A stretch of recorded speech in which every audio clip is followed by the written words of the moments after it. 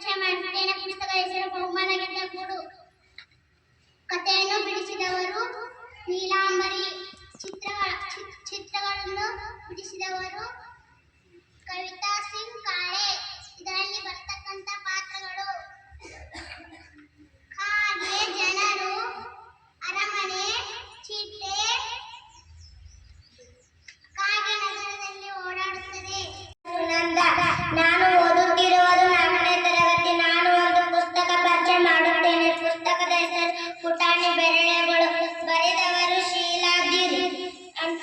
ಚಿತ್ರವನ್ನು ಬಿಡಿಸಿದವರು ಮುಗ್ಧಾ ಶೆಟ್ಟಿ. ಕನ್ನಡಕ್ಕೆ ಅನುವಾದ ಮಾಡಿದವರು ಭಾಗ್ಯಶ್ರೀ. ಇದರಲ್ಲಿ ಬರುವ ಪಾತ್ರ ನಾನು 7ನೇ ತರಗತಿಯಲ್ಲಿ ಓದುತ್ತಿದ್ದೇನೆ. ನಾನು ಒಂದು ಪುಸ್ತಕದ ಪರಿಚಯ ಮಾಡುತ್ತೇನೆ. ಪುಸ್ತಕದ ಹೆಸರು ಇದು ನನ್ನ ಕತೆ. ಬರೆದವರು ವಿಕ್ಕಿ ಆರ್ಯ. ಕನ್ನಡಕ್ಕೆ ಅನುವಾದ ಮಾಡಿದವರು ಭೈರರಾಜ್. ಇದರಲ್ಲಿ ಬರುವ ಪಾತ್ರಗಳು ಕಪ್ಪೆಗಳು, ಮೀನು, ಹಾವು, ಒಬ್ಬ ಹುಡುಗ.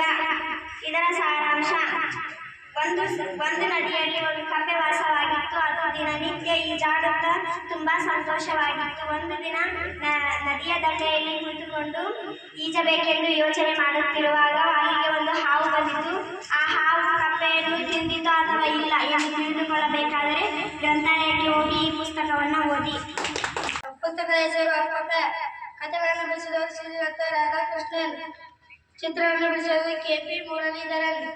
ಅನುವಾದ ಮಾಡಿದ ಜಯಶ್ರೀ ಕಾಸರವಳ್ಳಿ. ಇದರಲ್ಲಿ ಬರತಕ್ಕ ಪಾತ್ರಗಳು ಅಪ್ಪಕ್ಕನು ಮೇಕೆ ಮತ್ತು ಅದನ್ನು ಸಾಕುತ್ತಿದ್ದ ಅದರ ಜೊತೆ ಹುಡುಗಿ ಮತ್ತು ಅವರ ಅಪ್ಪ ಅಮ್ಮ. ಒಂದು ದಿನ ಅವಳು ಶಾಲೆಗೆ ಹೋಗುತ್ತಾಳೆ. ನಾನು 7ನೇ ತರಗತಿಯಲ್ಲಿ ಓದುತ್ತಿದ್ದೇನೆ. ನಾನು ಪುಸ್ತಕ ಪರಿಚಯ ಮಾಡುತ್ತೇನೆ. ಪುಸ್ತಕದ ಹೆಸರು ಸಾಣೆ ಹಿಡಿಯುವ ಸಲೀಮ. ಕಥೆ ಬರೆದವರು R. ಅಮರೇಂದ್ರನ್. ಚಿತ್ರವನ್ನು ಬಿಡಿಸಿದವರು ಅಶೋಕ್ ರಾಜಗೋಪಾಲನ್. ಅನುವಾದ ಮಾಡಿದವರು ಜಯಶ್ರೀ ಕಾಸರವಳ್ಳಿ. ಒಂದೂರಿನಲ್ಲಿ ಒಬ್ಬ ಸಾಣೆ ಹಿಡಿಯುವ ಸಲೀಮ ಇದ್ದನು. ಒಂದು ಪುಸ್ತಕದ ಪರಿಚಯ ಮಾಡುತ್ತೇನೆ. ಪುಸ್ತಕದ ಹೆಸರು ವಿಕ್ಕಿ ಆರ್ಯ. ನೀಲು ಮತ್ತು ಪೀಲು.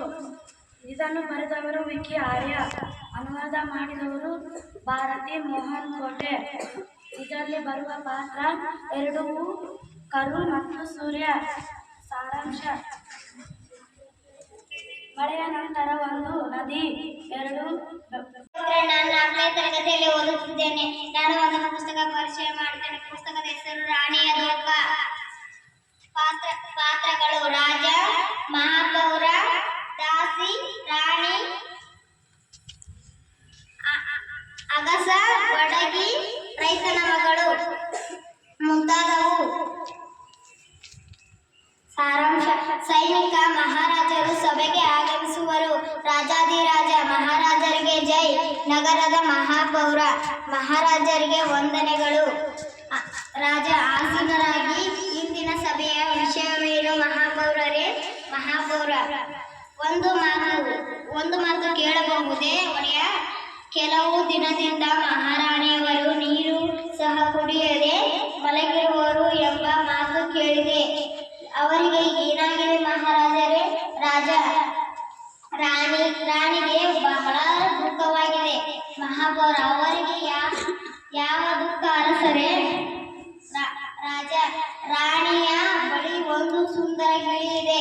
ಅದು ವಿಶೇಷವಾದ ಗಿಳಿ, ಇಂಪಾಗಿ ಆಡುವ ಗಿಳಿ. ಆದರೆ 1 ವಾರದಿಂದ ಅದರ ಹಾಡು ನಿಂತು ಹೋಗಿದೆ. ಅಗಸ: ಈಗ ನಾನು ಏನಾದರೂ